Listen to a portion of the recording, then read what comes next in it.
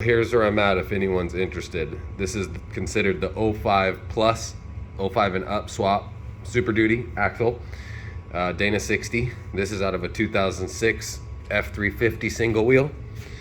And here's about where I'm at now. I finally got the wheel bearings off. These things are massive. They're like double the size of the JK wheel bearings that are on there. Needed a special tool, and that is right there. Leslie spindle snap ring pliers for Ford Super Duty.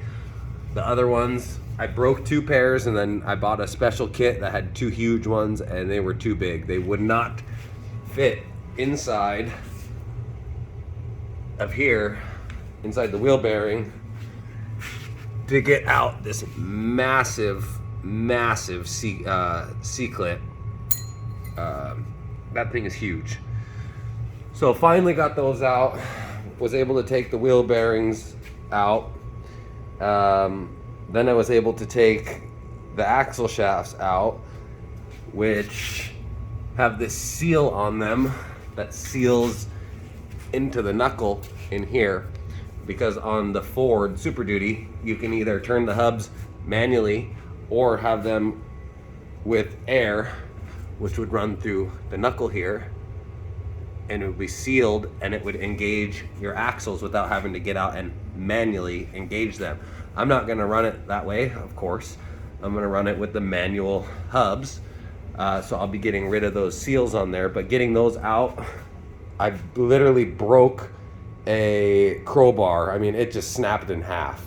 So I had to use 2 massive breaker bars on each side of the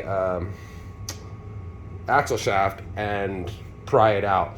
But at first I had to hit around the back of that seal. You can see there's a little damage, to deform it a little bit so that it could come out. Those aren't gonna be used anyways. So anyways, that's all off. And then I have completely taken all the bracketry off this side and pretty much grinded it down flush. I have a couple little nick marks, which I'll grind up, ground flat, but that side's done. And then back here, on this side, I've completely cut off that casting. This part was actual like cast, so you can't, that's just thick steel right there. You cannot use a plasma cutter. You just have to sit there and take a chunk, little squares at a time with a grinding wheel, and remove that. I have completely cut the axle tube back. Like this one on here, for example, all the way around. And that's been cut back and removed. A couple little gouges, which I'll weld up, grind flat. But this is so that you can have a spot that is not cast material. This is just good steel that you can weld your link to for your lower control arm. So, still have a lot of grinding to do. This is not just to make it look good. I don't think this is gonna get in the way of anything, but it just looks like crap. So I will completely grind that down. Getting this all ground down, I still have a little bit more. I went a little deep there, but I can grind that down and probably get rid of that. If not, I'll just weld it up. But I'm pretty sure I still have a little bulge there, so I can bring that all down flat. This has got to go. Just kind of grinding away the casting marks and derusting this thing. That's about where I'm at. I'm gonna have to figure out the steering, because the steering, my 2.5 ton steering, none of the stuff on my JK is gonna work. So I mean, I'm almost at the point where I might just go buy another 2-door JK and axle swap that and leave mine alone and just run it with the 30, maybe even downsize to 37, so I'm not stressing the 44s. Because once you go, in my opinion, once you go above 37s on Dana 44s, you're pretty much asking for trouble, even if they're built axles with all the goodies. So that's where I'm at now. I don't think there's any more updates. I just got to keep grinding. I'm gonna get the truss from Moto built. Instead of Artec, the Moto built one has an aftermarket cover that has a tab that comes up that aligns with the truss. So the cover aligns the truss for you. You bolt the cover and the truss together temporarily, and then you weld on your truss. And it gives you also a thick cover. It gives you a new frame side track bar bracket, because you're gonna have to move the track bar out more towards the bumper, towards the front of the vehicle. So the factory track bar mount's not gonna work. The factory steering isn't gonna work, because these knuckles are not high steer knuckles. There's only one arm that comes off.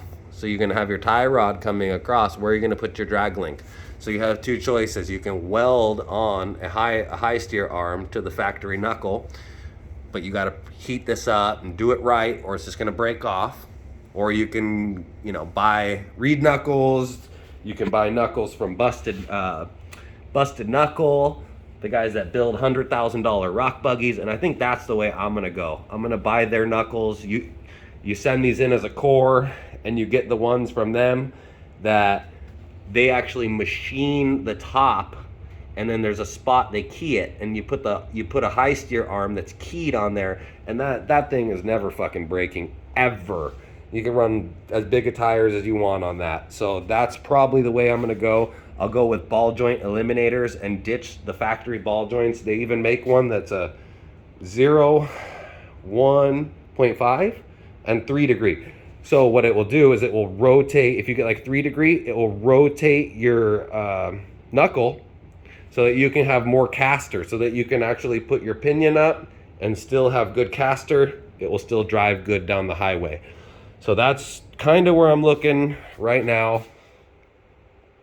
This is a big job. I'm getting a 14 bolt from an 04 2500 on Monday from a junkyard up in Rosamond. And then that should be easy. That one will take an hour or two to cut the brackets off, have it prepped like this, and we'll be rocking and rolling.